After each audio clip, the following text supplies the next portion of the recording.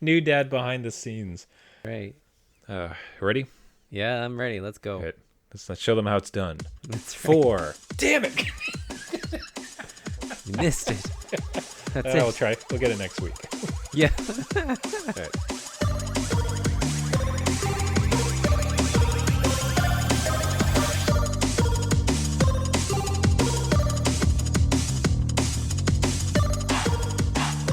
The adult beverages are poured. The kids are asleep. Welcome to New Dad Gaming.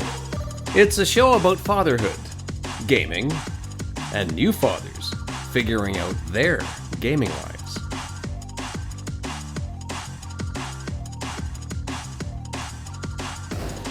My name is Trevor, and I have a 9-year-old and a 6-year-old. And I'm Jeff. I have a 13-year-old and an 11-year-old. Each week, we try to show that just because you became a dad, Does not mean it's game over. and man, oh man, was an experiment run last week. It's not game over. I just woke up from our marathon podcast last week. Yeah. The reaction, Jeff and I, we're both, everybody thank you, is basically what to say it. Like, we're kind of blown away. We tend to keep a tight 30. But we got a lot of messages. We got a lot of shout outs, like emails. It was fantastic. And the number of people actually said I got to the end was a lot more than we would have expected. Yeah. So it's a very heartwarming week. You know, we're here every week. Get to hear from so many dads, but a particular outpouring like that, it's just unbelievably heartwarming, where, you know, it really helps us feel great on the other side of the microphone. Yeah, because that was one thing where we tripled our runtime, and we weren't sure how that was going to go over. But we had a good time doing it. We're glad that, you know, we heard from people that had a good time listening. So, you know, maybe that's the new format. We'll see how gaming time works. So I will say, and continue to reach out, guys. Thank you very much. NewDadGaming.com, at NewDadGaming, NewDadGaming Podcast on Twitch. Find us anywhere on there and send us your messages. Are we doing well? Do you prefer this topic? Do you have a shout out you'd like to do? Do you have an idea? Anything of the above, we absolutely love to get these and hear it. I think we are going to start experimenting with slightly longer podcasts and see if we can kind of ramp up to a consistent long one. We don't want to just stretch it out for the purpose of hitting like an hour or two. But if we can get it a bit longer, it seems like it played fairly well. Again, like, do let us know. Now, we had mentioned at the end of the marathon one, hey, if you get to the end, send us a note and we'll do a couple shout outs. And I wanted to call out a couple in particular. First one is we got a fantastic email from Dead Pet 7. And permit me a moment, I'd like to read this out one here. Hey guys, new listener from the UK. I have a 24-year-old, an 18-year-old, and a 14-year-old. That sounds like amazing ages. I can't wait Yeah, to experience different that phase. one. Love to hear those gaming stories. So I guess I'm more of an old dad gamer. A few years ago, I was gifted a copy of American Truck Simulator. Being relatively new to PC gaming and not having many games, I gave it a try and absolutely loved it. Me being a fan of Elite Dangerous, I get the trucking type of angle. Yeah, you do. So I think that would almost be my jam. I digress. So much so, in fact, about 100 gaming hours later, I decided to have a truck driving lesson in real life. Long story short, last year I passed my Class 1 test, and in October 2023, I got my first job as an actual truck driver. Man, congratulations. That's awesome. Yeah. I drive 5 days a week and start work at 3 a.m. Every day I load my trailer, then drive north for 2 hours before unloading and reloading. Then I drive south for 2 hours back to base to unload again. I listened to the whole show because it was like having two mates in the cab with me telling me about a show that I'd missed. I enjoyed it immensely. You made my shift absolutely fly by, and I thank you for that. And I am borderline like teary-eyed. Like that is so heartwarming. That is amazing. Yeah, it's such a good message. And again, it just, I don't know, it makes me feel really good about what we do here. And like, we were just having a casual conversation, and, you know, the fact that somebody can tune in and listen to us and, you know, email us about their thoughts and feelings. That's great. And it's awesome to hear from, you know, any of our audience out there. So thank you again.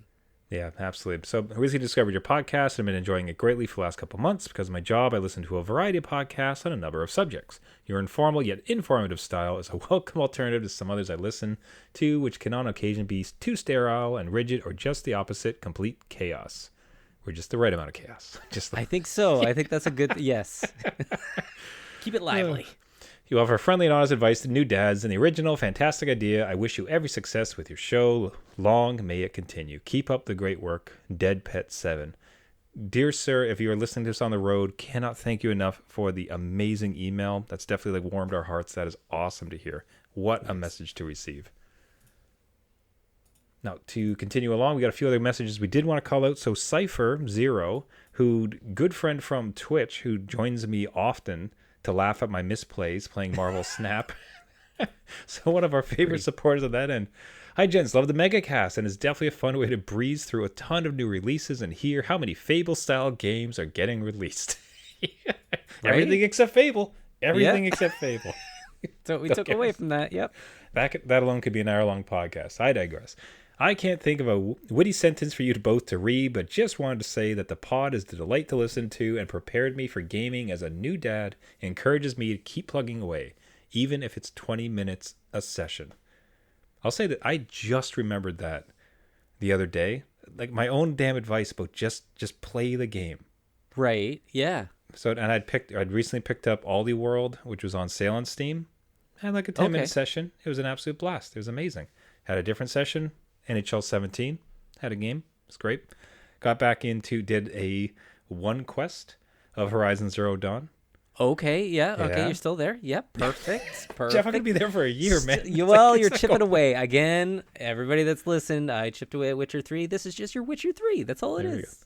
Yeah. 20 minutes at a time, and you play the damn game. Have fun. Yep. So, hey, Cypher, thanks so much, and really appreciate seeing you on Twitch whenever I do manage to show up. So from Timothy, we have New Dad Gaming. I made it through the whole thing. Believe it or not, the podcast was more Fable than Fable. It's just like whimsy. I really think that should go on, like, if we have a slogan, that is it. Just more Fable than Fable. And that was a sentiment that was replicated from a good friend of the show, Luke, so at Luke Beak, who says, just finished last week's episode and happily made it to the chaotic end. Enjoyed the longer pod. Thanks, guys. This pod was more like Fable than Fable is. A loose main story with a few wild side quests that lead to chaos. Some good laughs, but no fart button.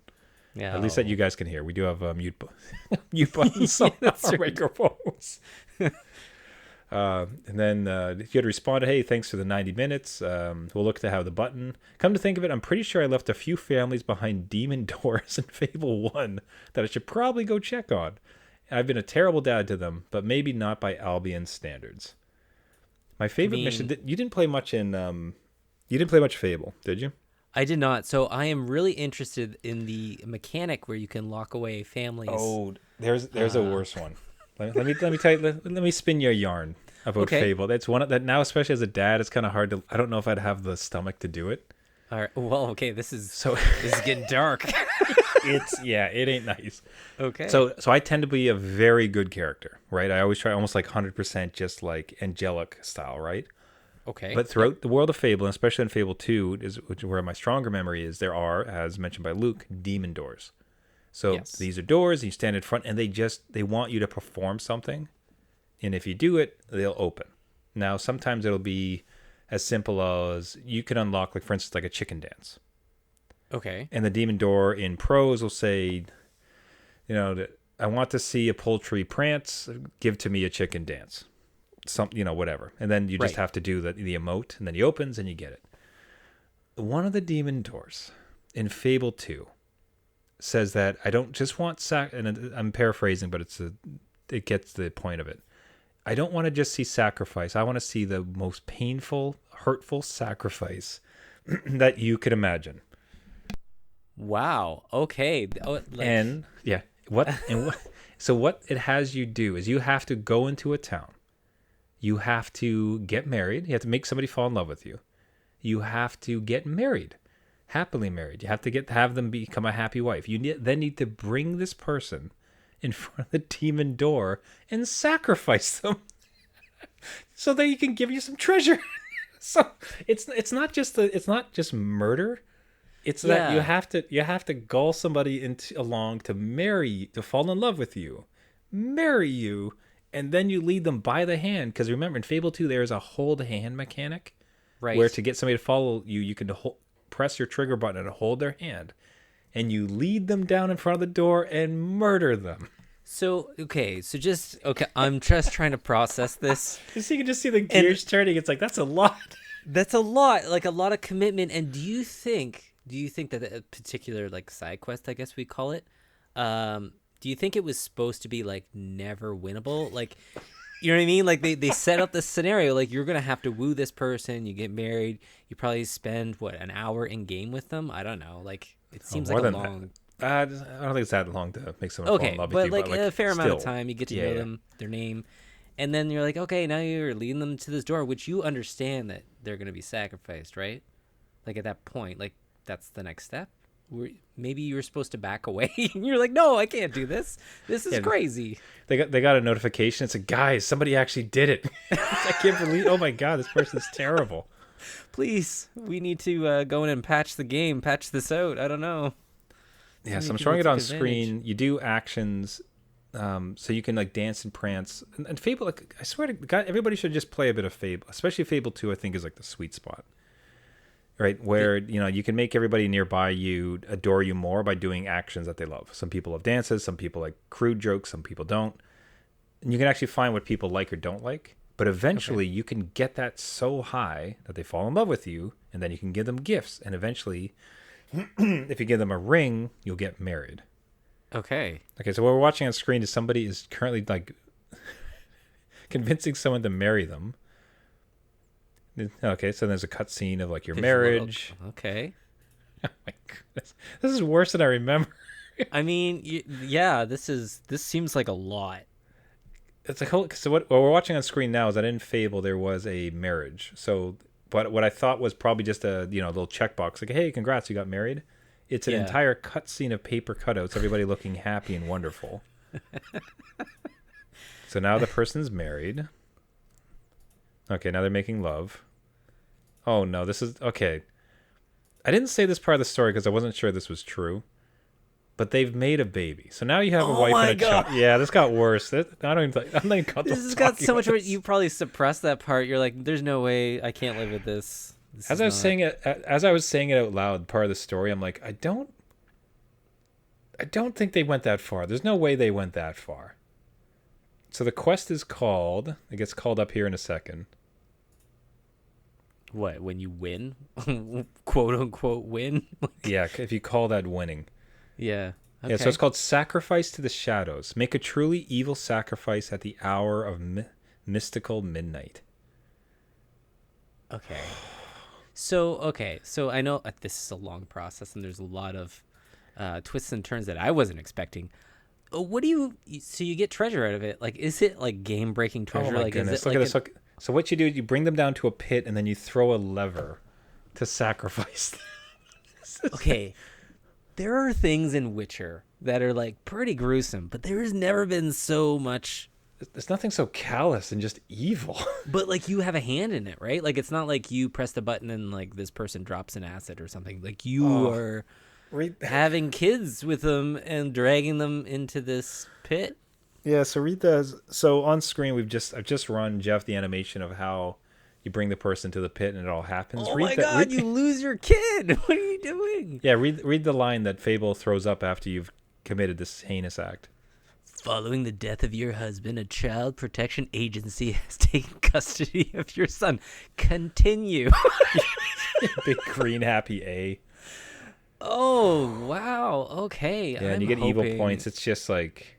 Did you have to look up a guide to do this? Or is it like pretty straightforward in I think I can't quite recall, honestly. I think in the quest itself you can kind of like grok it, or there might even be some like explanations of exactly what has to happen, but it's wow. Yeah. Okay. So I mean, this podcast is not more Fable than Fable in this way. And it shouldn't be by any means.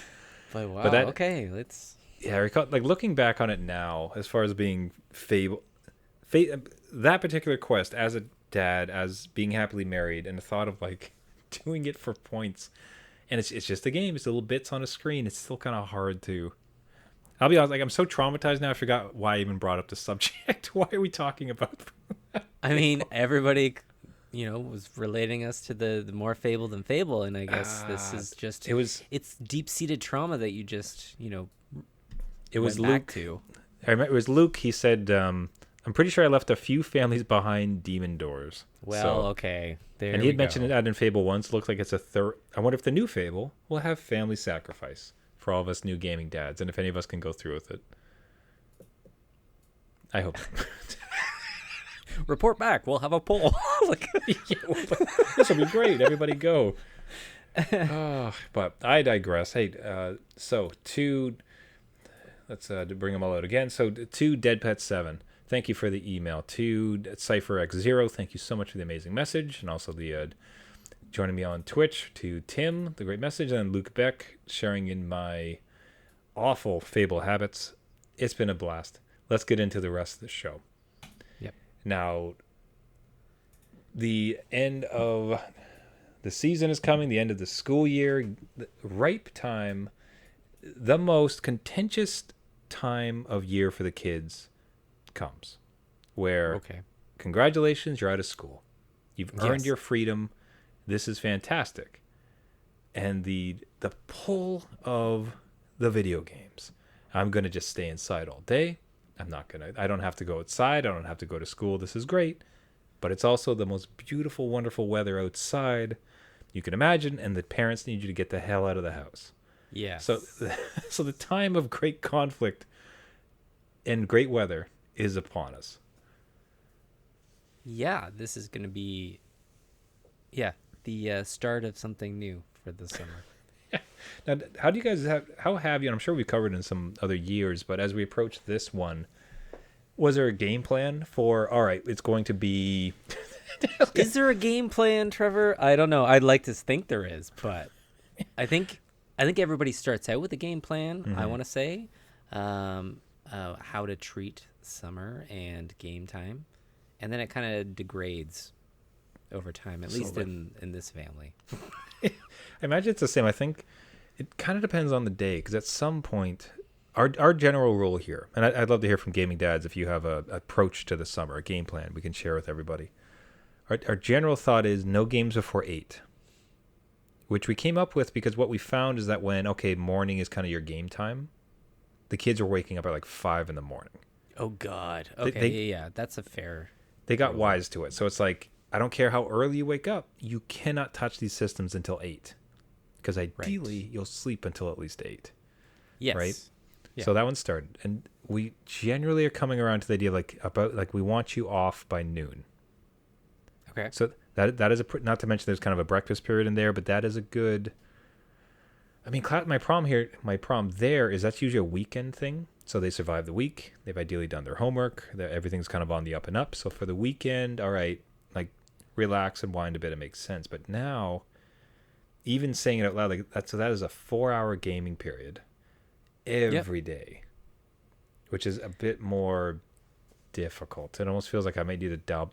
I had ideally like that to bring that down to a 3. I don't know how long that lasts. Yeah, I don't know. Realistically, it sounds like 4 hours is a long time, but I don't know. My kids do way more than that per day. I'm gonna be honest. They are gonna do that way more during the summer, and it doesn't help that both my kids are online with their friends. I'm not sure about yours, but they're constantly online. So if their friends are online, they're online. If their friends are outside, though, they're outside. So that could be the sway, but more often than not, they are online playing their game. And, to me, it's like, yeah, they're getting screen time, but they're also socializing in a way. Like, it's not like stuck in front of a screen by yourself. Yeah. But even that, as a kid myself, that's how I finished Final Fantasy. That was just it. So that's kind of the thing. So my slight challenges right now with their ages, so 6 and 9, one will be 7 soon enough, right? it's kind of on the younger side. I do think about myself in the 12 range, like the first time I was powering through Final Fantasy, or be it. And I'm not sure when I received 9, like the dates. I don't know if I was like 14 or 15, whatever. Anyways, like I can remember those marathon sessions, and I still fondly remember those. So I don't necessarily want to take that away from them. I think my challenge is though the age, because I wasn't quite that young, where it almost feels like they're still developing a bit more, and you just want to kind of kibosh a little bit further. And especially with yours, I think you make a good argument that it's like, hey, it's like, no, you need to get off, go play with your friends. My friends they're all online. Like that's what they're currently doing. Like that's where the friends are. Is they're in this game, right? Yeah, it's hard because then we've done that before where we force them outside, but they're literally like just circling the one tree we have in our front yard because all their friends are online and they're like, we have nothing else to do. And that is like their sob story, their puppy dog eyes to us, and we just like let them, all right, figure it out. But I do go back to that. We're like, your friends are online. You're online. Yes, you need to take breaks. Absolutely. Yes, you need to feed yourself. Like you need to make breaks for everything. And if it is a nice day, then, you make plans for your friends and then you can do other things. And now, even with my kids at 11 and 13, you could go do more things. You can go get a slushie. I will give you $5. Yeah. Slushies are probably more than that. But go down and like... That's your thing. You can go to the convenience store with your friends and you get the walk-in. You don't even know you're getting the walk-in. Do you know what I mean? Like that kind of stuff is more of a sway now, whereas before in your age range, you couldn't quite do that. Like you could probably send them to the park, but the park gets pretty boring after the entire summer. But yeah, I don't know. I tend to be a proponent of boredom. I do like how it pulls out some creativity. So it's like, I'm bored. It's like, great.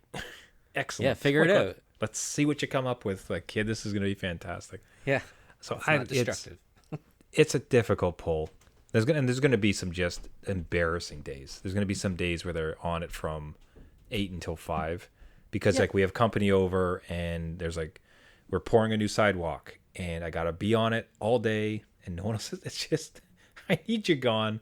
So we're making a devil's bargain where it's like, I don't want you to play this much games, but I can't have you outside. So just, fine, I need to get this job done. Yeah, absolutely. And I think our whole kind of theme on this show is to not feel necessarily bad about it or judge, just like share your experiences. So if that works out for you, or there's something that goes bad, maybe your kids become jerks because they've been on video games all the time.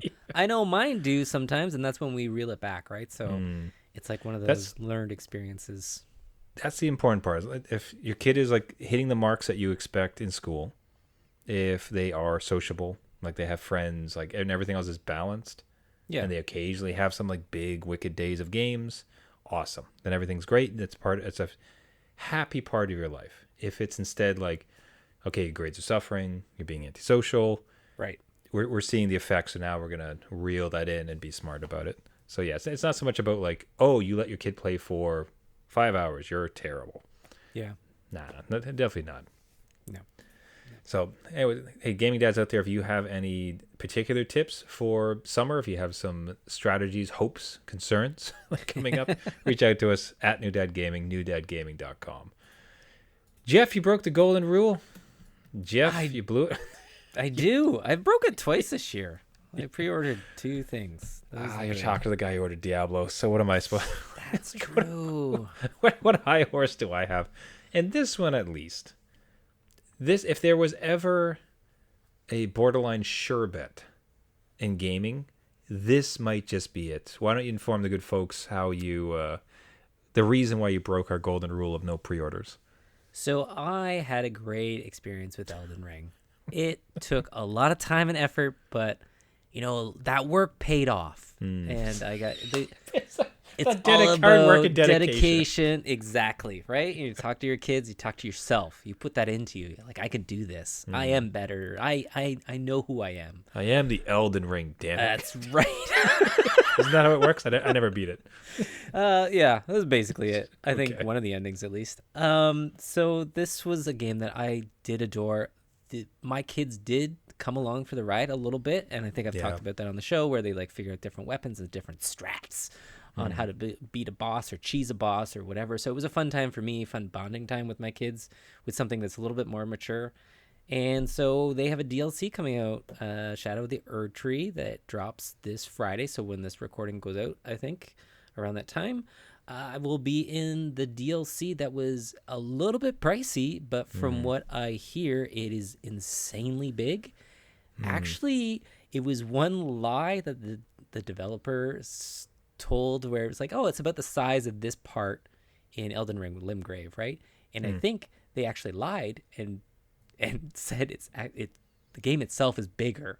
It's just like more vertical. So it's like, yeah, it's the size of Limgrave, but it's 3 Limgraves stacked on top of each other. So I am looking forward to getting lost in this again. That is the absolute reverse lie that happens in the industry, where it's like, oh, it's pretty big, and then ends up being like half the size. Like way more.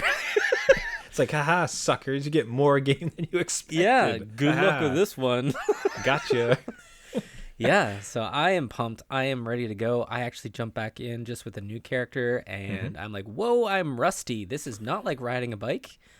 I have to get that eye-hand coordination back a little bit and the twitchiness that comes with it, but I will be seeing everybody on the other side after Friday. So I will report back, see if my kids are interested. They said they are, but it's like one of those, end of school year, everybody's kind of excited for just that. I don't know if they're going to join Dad on his trip down into the Shadow of the Erd Tree and find out what's down there. But I will let everybody know how that goes over and what they've looked up and what spoilers they know of that hopefully they don't tell Dad. We'll see. Just bring it all up. Yeah. God, this game is just so... It is hard to comprehend how dense, like, the lore and the visuals and the levels are. Like, it just feels... Even when I was playing, like, it felt impossible, the depth of it. It really does. And when I jump back in, the visual, like the graphics themselves could be like, there's better graphics out there, but the visual style of this game and how it all works together, I was blown away again jumping back in. Like there's this beautiful blue sky and like gold like droplets over it with a half moon and a castle in the background. I'm like, these are paintings. You're playing in paintings. And I think that's, as an artist and a designer for my day job and a podcaster by my evening job, it merges so well, and I just love being in this world. So yeah, it is chaotic and very difficult, but I do love being in it, so I am looking forward to it. Yeah, I'll say, even just watching this, like I have a pull to get back into it, because I really did enjoy it. It's not my jam, this type of difficulty. However, it was just so magical to be going through this world. So looking at it, it kind of makes me want to get through Horizon Zero Dawn, which the audience voted on, and that will be the next game I beat. But I almost want to, so I can get back to this one and kind of finish up with the world. I'm not sure. I think the DLC would probably be more of a bargain play for myself, like wait a couple years, let it like half price type of thing. Yeah, I would, and you do have to make it almost like halfway through the game to be able to get into this DLC. Like you have to beat a certain boss to get into this. So that's like, that is pretty. That is very classically Dark Souls. Yeah, sense that, like, you have to meet you're not even requirements. allowed to play this until like you get far enough. So if I just go to the street, so what's going to happen is if this theoretically was on a disc, grandmas would definitely be buying Shadow of the Erd Tree to some kid who's never played Elden Ring. Nope. It's like, Grandma, I can't play this. No, you can't play this, kids. Sorry. You gotta wait until your birthday to get the original game, I guess. I don't know. The little grandma looks at us like, well, just get good, sonny. Like, shut up, Grandma. Yeah. How dare you say that? Why does it say it in the card, too? Oh, no. Yeah. No, it, just it's so intense, stunning. man. Like It doesn't pull its punches. It knows what it is, and yeah, if you want in, there's a price to pay. So it's almost like work, but it's not. Yeah. Now, when does it come out? This Friday, so June 21st, I think so. Jeez, so you're T minus. What are you doing here? You need to go be practicing. I know. I have the ticker. I have the countdown clock. Like it's gonna install. It's gonna go. That's amazing. So, are you gonna change your clock back to, or change your clock to New Zealand time just so you can sneak in the night earlier?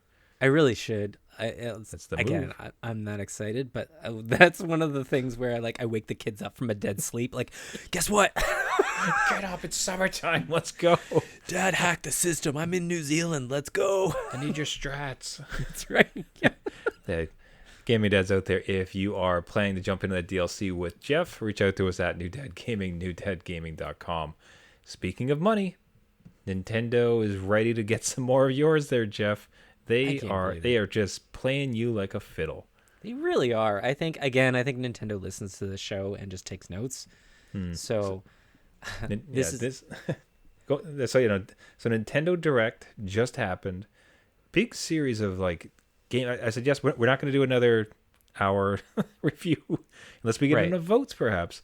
But no intention to review every game. But one of the standouts for sure for you, Jeff, would be Metroid Prime 4. Yeah, this is one that I talked in the show. I wasn't into the Prime series because I didn't have a GameCube. Missed out on that, and I thank you as well. So it's one of those things where I wasn't sure on a first-person shooter with Samus. I'm used to the 2D Super Metroid. That's my jam. Metrovania, obviously, like spawned out of that with Castlevania, but the first-person shooter like threw me for a loop. But I love Metroid Prime Remastered when they dropped that. I want to say a year ago.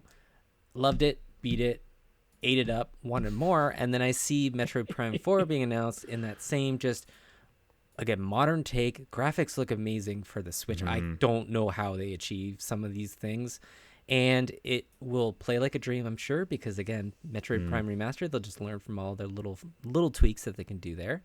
And this thing was announced a while ago, Trevor. We have not seen this in like 5 years, and all of a sudden they come out and they're like, "Oh my god, here's gameplay, and it's next year, so you're good. Get ready. Save your money, save your allowance." So I am ready. I love Samus. I love the world of Metroid. I love even hearing the music. They keep some of those beats and just upgrade them, much like I love Final Fantasy and just like the remake of it, right? So Yeah. I'm all in on this. I am wondering though, 2025 is like the Switch 2 is coming out sometime. So is this like one of those cross-gen things, and should I wait? Because this could be like a cross-gen launch title. Like, not maybe launch, but like shortly thereafter they would be like, if you want the better graphics there, kid, get a Switch 2. I don't know. So better graphics, I don't know that, or frame rate or something, right? Like, the graphics I feel like they're going to do right, because it'd be a heck of a bait and switch and not something that Nintendo is known for, and especially like their first party titles. So I would tend to think that maybe it is a launch title, but just slightly better graphics, but not as in, you go from ultra or like extra to ultra on a PC type of thing. Yeah. I don't know. Man, that is a fascinating take, because what does that mean for the Switch 2? Because there was nothing announced. People tended to be a bit assertive that, like, no, this is it. They're going to announce the Switch 2. It's coming. And nary a whisper that is coming around. Now, if they do, generally speaking, with a new console, like, these folks do try to hit Christmas. Right? Yes, they do. But would there be any reason for them not to have already hyped up this Switch 2 if it was going to be ready for Christmas? Yeah, no, they have. I think they've gone on record saying it's not this year, but it will be this fiscal year, which I guess runs into March. And I don't know if that's been backtracked on or whatever. So I don't think this year at all. But that's not to say that it won't sell like hotcakes, like whenever it comes out. Because I think I have a launch Switch, or very close to a launch Switch, and looking at Metroid Prime 4 running on this thing, I'm like, it's going to explode. It's going to just heat and melt through the whole docking station into a puddle. So, I don't know. Yeah, that's going to be fascinating. Would you buy a Switch 2? Like, would you go for the upgrade? I am on the fence now that you really say it, because like I didn't really. So the Switch is kind of like, not a love-hate, but I will put it down and not touch it for maybe a couple months. And then once I pick up a game like Metroid Prime Remastered or some other one that I'm really into, like Boomerang Fu, I will play it constantly for another couple months, and then it'll go dormant again. And now I have my Steam Deck. So I would go for the Nintendo-specific games if they're going to go that direction, and there's an advantage to the Switch too. And I think it also depends on price point, to be honest. Yeah, if they it's another $700 system, it's going to be a little bit hard to swallow. Yeah, I don't know where Nintendo stands on that because they tend to be like not cheaper, but like they stay at the same price forever. So there's never really a good sale on it. I think even the Switch now is still selling for $3.99 in Canada. Yeah. So they don't really move on price. So whatever they set it at, it's usually around that area because they want kids to get it and they want adults to get it too. Yeah. Knowing that it's like a secondary system to everybody's kind of main thing, I think. So Yeah. I think what I'm more surprised about is every time I touch my Switch, it's the thought of why don't I play this more? Like this thing Right? is fantastic. The Zelda title, Mario RPG, Mario Wonder, like all these games are just stunning and like fantastic. And especially what it really is the kid / cousin / like get together system. Yeah. Because there's nothing plays like Mario Kart when you got a group over, right? Yeah, But- it's a whole different vibe when you pick up the Switch. I think it's just like fun, right? Like Yeah. you're just I'm here for a good playthrough, and this is gonna give me that. Yeah, it still hits it. Stress. I'll say like the pricing can be challenging because the games are just priced like full price and yeah. they never go down. No, But it, yeah, we often get asked like, what system should I get for my kids? And it's just like the no thought answer is basically, it's get a Switch. yeah, Get a Switch and some Mario titles. Like they'll absolutely love it. It's going to be amazing, and it can play Yeah. some of the other fun stuff like Rocket League and anything else. So get in and get on to it. Anyway, Prime 4, absolutely fantastic. Another title, I wasn't sure what your thought was going to be on it, was the Marvel vs. Capcom Collection. yes, Because now some of these, like I think Marvel vs. Capcom 3, might have been 2 or 3, and maybe it was like 2, yeah, was just like an absolute stunning hit. Like one of those kind of sleeper hits that everybody has this huge adoration for, and especially remember kind of on the PlayStation. yes. Like what was kind of your takeaway from your hit from this? Because I think you'd mentioned you might have a copy. I do. I have a PS2 copy of Marvel vs. Capcom 2 that Jeez. is just not available anywhere. So anybody that's tried to hunt down that game, they will see the prices of that game. It's just been locked to the PS2 and other arcade systems forever. And so I think that copy itself is worth a couple $100, even more so if it's obviously in box and not open. But it's good to see that they somehow revived it and shoved it into a collection with many other games that, again, you couldn't find. And it just seems like a licensing nightmare. And somehow they figured it out. Because, like, Marvel itself, just being owned by Disney now, seems like a whole different ballgame. They're like, no. Like, no, we're not going to release any of those rights. And then Capcom itself, altogether, just seems like the stars aligned and they allowed this to happen.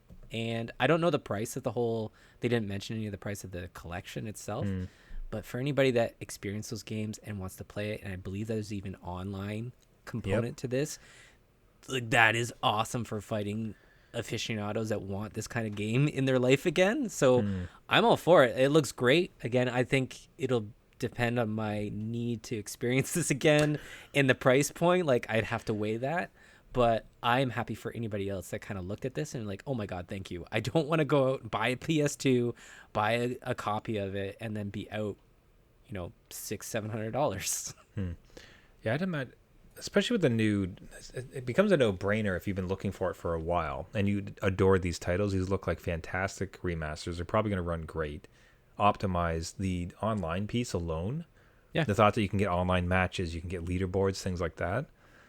Just fantastic. Like it seems like such a it feels like if it's not silly price, like something, it's $150 for the game. Right, yeah. Something nonsense like that. If it's just the usual straight copy, this could be a fighting aficionado's game, their jam from here on out. It's like I got everything I need. It's every good game that I've ever loved right here. Yeah, and again, like if you have kids that are into Marvel or even Street Fighter, there's so many characters in Marvel vs. Capcom 2, so you can have multiple kids select the character that they want, and no one's fighting over the character because there's so many. And anybody can choose anything, and you can swap each other out. And I think that you can even play on the same team if they keep some of that going.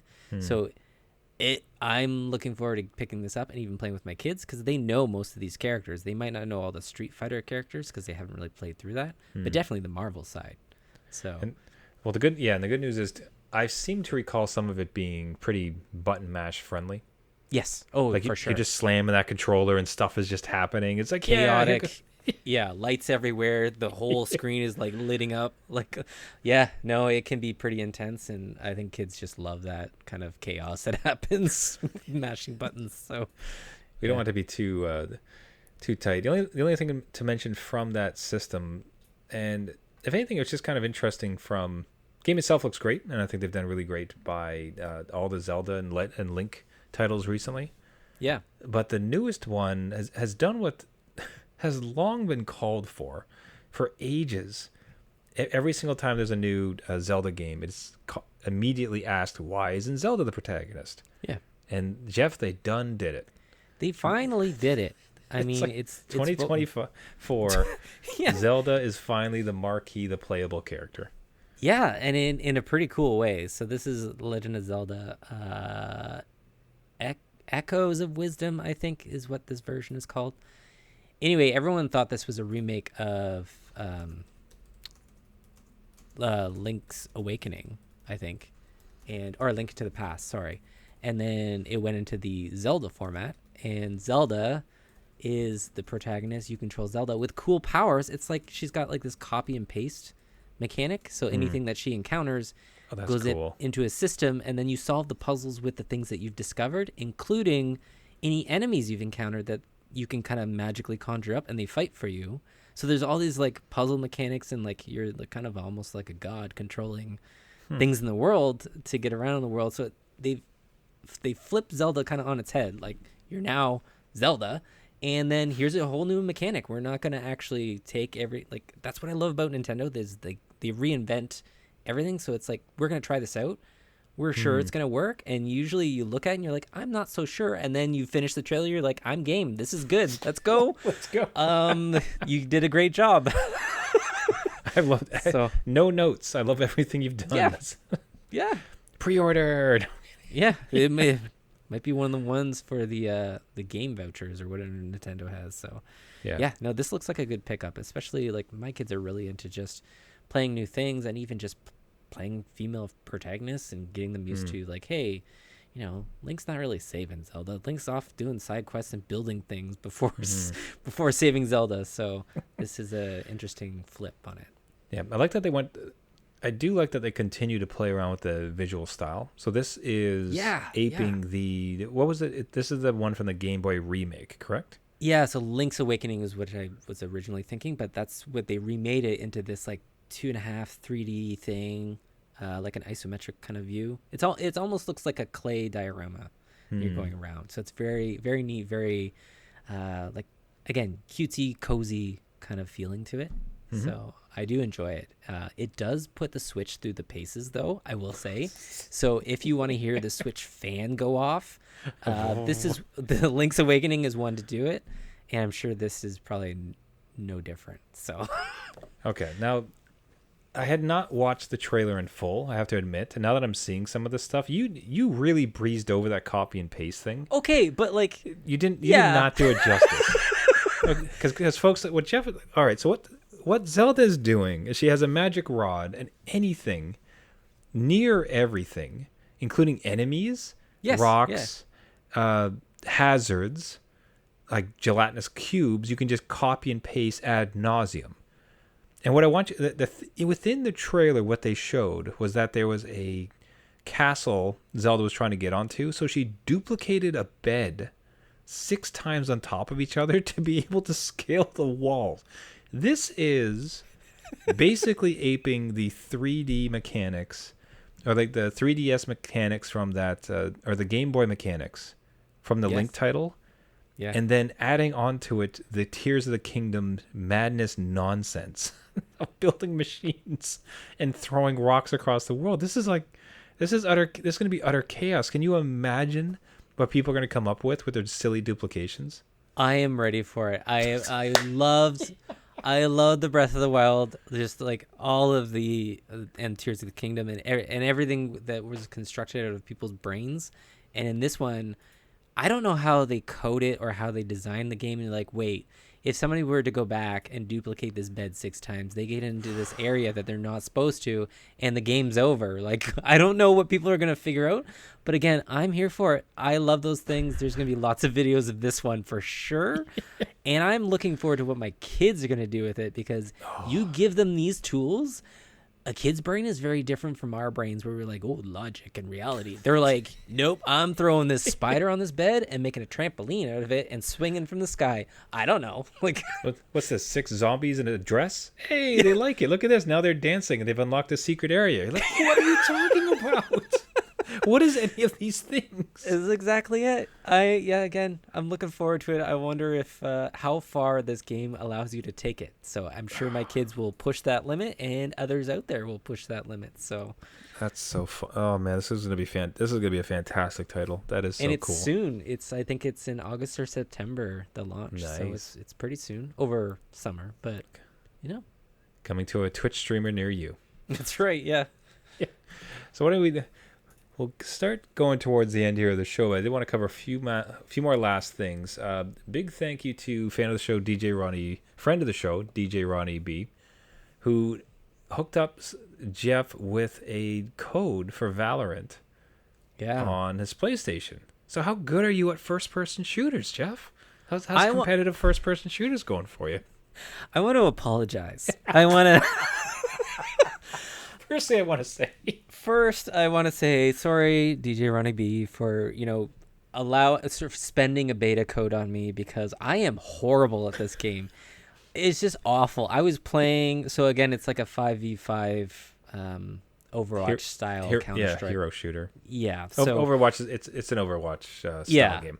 So you have to go plant a bomb, which they call a spike, and you have to defend it, and one side, and you switch whatever, and you buy through the inline store of how many points, and you spend it on cash and stuff, or weapons and shields and everything. And it was very overwhelming in the tutorial, but like super easy to get.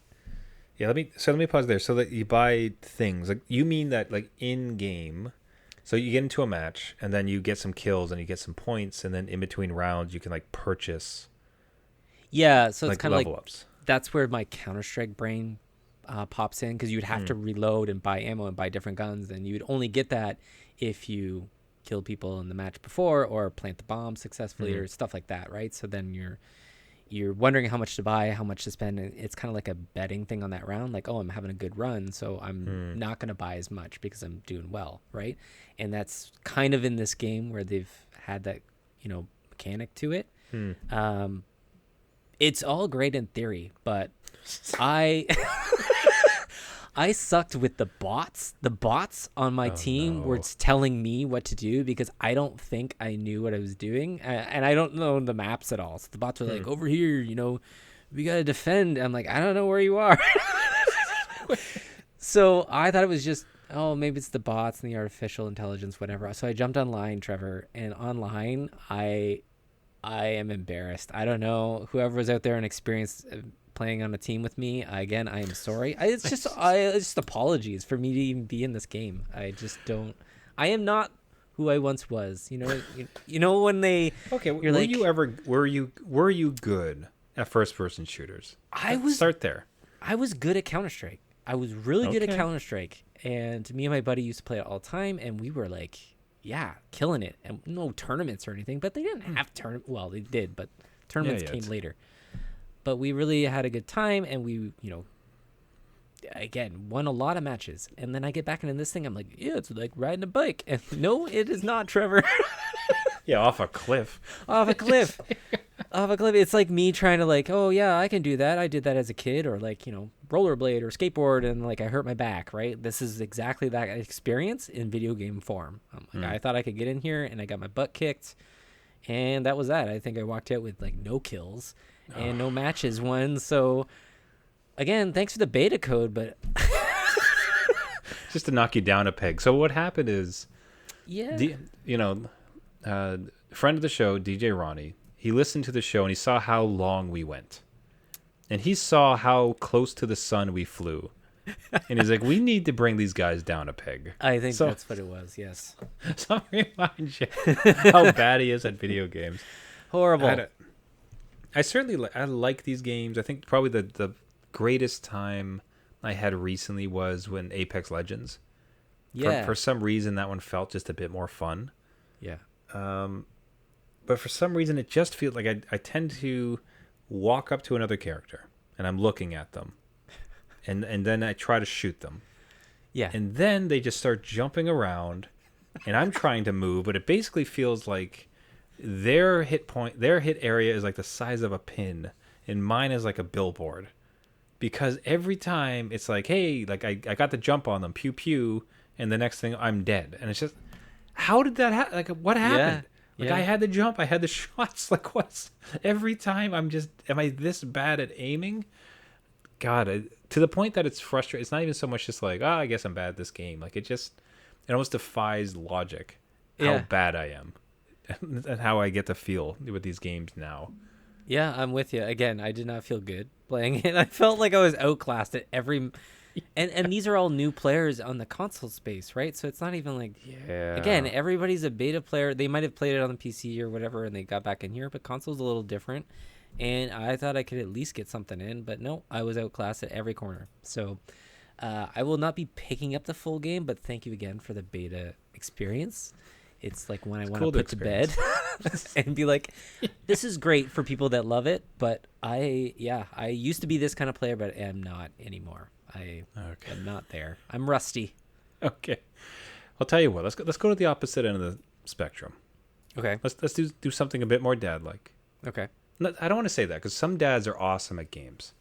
So let's try the more my speed. Let's try that instead, okay? This is more because I don't want to cast about some dads are awesome at games, so that's unfair. Let's go the opposite. Let's calm things down. Let's pour chamomile tea. Okay. Set down the lights a bit. Put on some light jazz. Yeah. Okay. And let's have a little bit of a board game experience. How's that sound? I think that sounds great. Yeah. Okay. So this is continuing on. The listeners recently may recall that I had started to dip into solo RPGs. Right. So I have been D&D adjacent for quite some while. All right. So like there's some huge podcasts that I really adore. The Adventure Zone, Critical Role, Dungeons and Daddies. Like there's these amazing playthroughs. Right. And you watch all these gameplays and you start to come. It's like, man, this would be fun to play some Dungeons and Dragons. However, that it's just a far cry from active dad duty. Yes. In the sense that every week for 4 hours, I'm going to disappear into this fantasy land while I have kids setting the house on fire. Right. There's a big gap there still. It's going to get better as it always does, but at the moment, a little bit hard. But I still had that itch. And the thing that I had started to discover was that there is an entire world of solo RPG games. And there's the whole there's a couple of genres. They can do what's called like roll and write, or like write and play, or adventure mystery, just like card kind of deck builder type stuff. Or there's actually the dice roll one. Now, I had started my journey with one deck dungeon. Yes, you did. Yeah, I can't... It is fantastic. If anything I'm saying piques your interest, I suggest you look into some playthroughs of people playing with the cards. They're so... Like you, as the designer, Jeff, like you'd appreciate it. They're so cleverly built. Where with the card... So you choose a hero card. There's a card that's a monster and you attack it. And then when you defeat it, you can either slide it to the left so it becomes another dice. You can slide it below so it becomes a skill, or the right where there's experience points to level you up. That's cool. And the interconnectivity of it, like itself, becomes this kind of nice, like fun, kind of almost like Lego type of thing. Like it's incredibly well designed. So nice. Again, I continue to go back to that one. Love it. It's great. Another one, when asked, people in the know will always say, okay, well, what's the best solo dice rolling, RPGs to play or games to play? And one that comes up consistently is something called Under Falling Skies. Okay. So I was able to find a copy. And the way to think about this, it's almost like XCOM. It's a dice rolling game that kind of merges XCOM with Invaders. Oh, okay. That's a bit of a twist. So this isn't. So it's not high fantasy. So what this is you are a coordinator, kind of like XCOM, in that you're trying to defend the world from otherworldly attackers. Yeah. And there is a mothership that is descending and sending attack drones down to kill you. And the entire time you're trying to coordinate some attacks. You're trying to do research so that you can ultimately defeat the boss, or defeat them and like repel them. You're trying to like avoid damage. You're trying to unlock like new skills. Like it's fantastic. It's all about dice roll. Cool. Like, again, I like the game XCOM, and just like, again, being the commander of like, you have to do defend, attack, and other scenarios. So that's an interesting hybrid where there's like Space Invaders XCOM, because I can see it on screen and it's exactly how you're kind of made that out to be. So that's a cool twist. and where the fun interplay comes is that so you I won't get into too much details. It's gonna be hard to describe visually. I do say if anything I'm saying is interesting, go to YouTube, watch a playthrough of it to try to expand to get a sense of it. But you roll dice.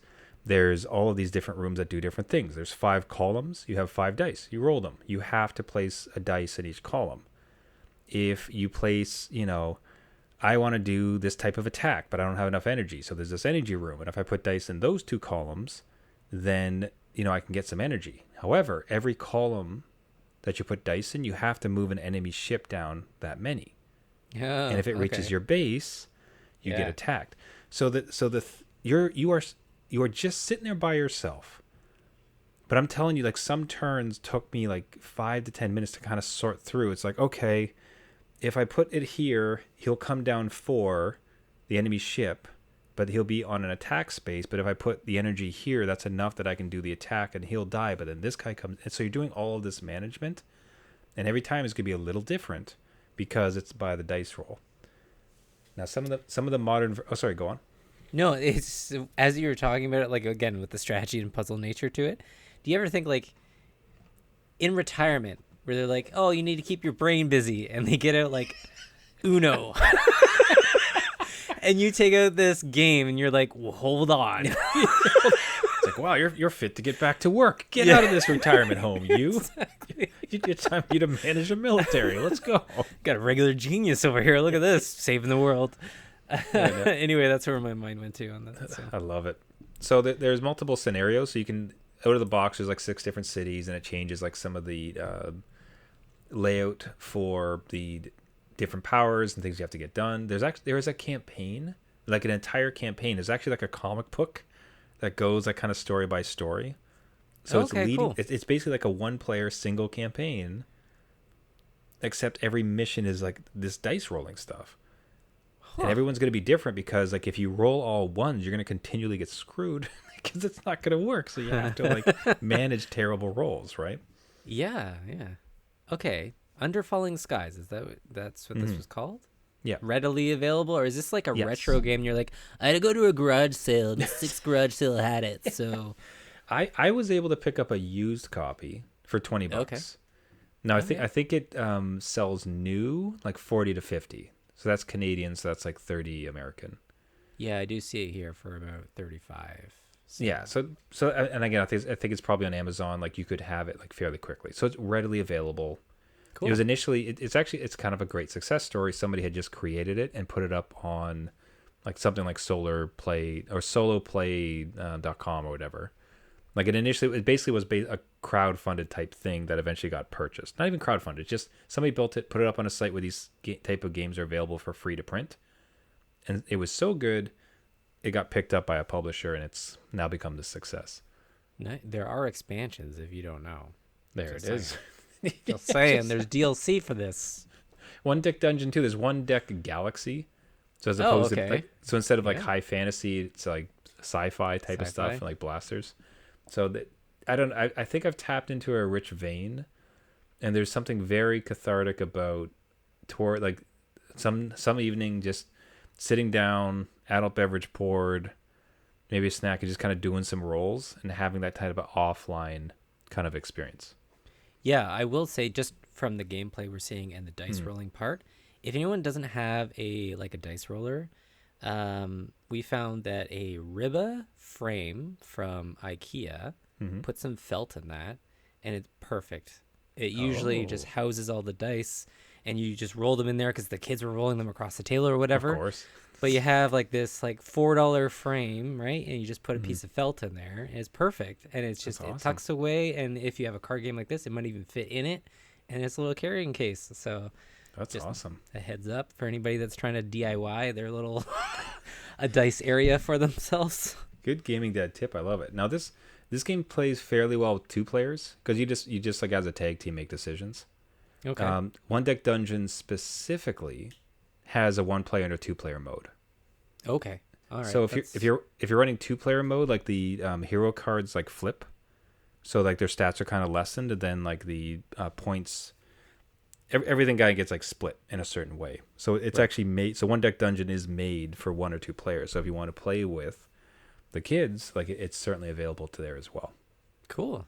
It's a good recommend. I have the Amazon page up, so summer's coming. They might be playing some board games along. There you go. If you pull the trigger, you'd have to let me know. Watch some of the playthroughs to get a sense of it. I think you might dig it, especially if you like XCOM. Yes. I think this might be your vibe. Nice. But watch a playthrough first, and other gaming dads do the same. Hey, do you have gaming recommendations? Would love to hear it. Reach out to us, New Dad Gaming, or at newdadgaming.com. And with that, for the week, let's wrap it up there. As I said, everybody, I cannot thank you enough for the messages, the emails, the tweets, everything else like that. I don't know. Like I don't know. Sometimes you listen to podcasts. I don't know about everyone else here listening. I listen to podcasts a whole lot. It almost feels like they're people in a different world, and they're just kind of like casting it where it's this one-sided conversation. But to be on this side of the microphone and actually to receive a message from somebody who's like, hey, I listened to the thing you put together, and to have a kindness about it is, I'm glowing. Like it's just so fantastic. It's so heartwarming to hear this stuff, to hear these like wonderful stories and ideas and concepts from other people who are out there. So, from the bottom of my heart, and I believe I can speak for Jeff, thank you so much for reaching out to us. Yes, thanks again. Yeah, so with that, please do so you can find Yes. if you have any, Continue. if you would like to do so, you have any ideas for topics, stories, shout outs, great recommendations, games for end of school summer activities, for 1-player deck game or board games. Hey, love to hear all this stuff at New Dad Gaming, newdadgaming.com. We do our absolute best to respond to everybody that we hear from. You can definitely get a shout out on the show. If you like the podcast, you can find us on all the major podcasting networks: Google, Spotify, Caster, iTunes, anywhere where you find your podcast. Just search for New Dad Gaming. If you do, what really does help the show, and this really can't be understated, is if you do leave a rating on it, and if you leave a comment. These folks are looking for engagement, and it just boosts the signal and helps us grow the gaming dad community and get it to as many gaming dads as possible. Once again, everybody, thank you so much for listening. Until next week, my name is Trevor, and I have a 9-year-old and a 6-year-old. And I'm Jeff. I have a 13-year-old and an 11-year-old. And just because he became a dad Does not mean it's game over.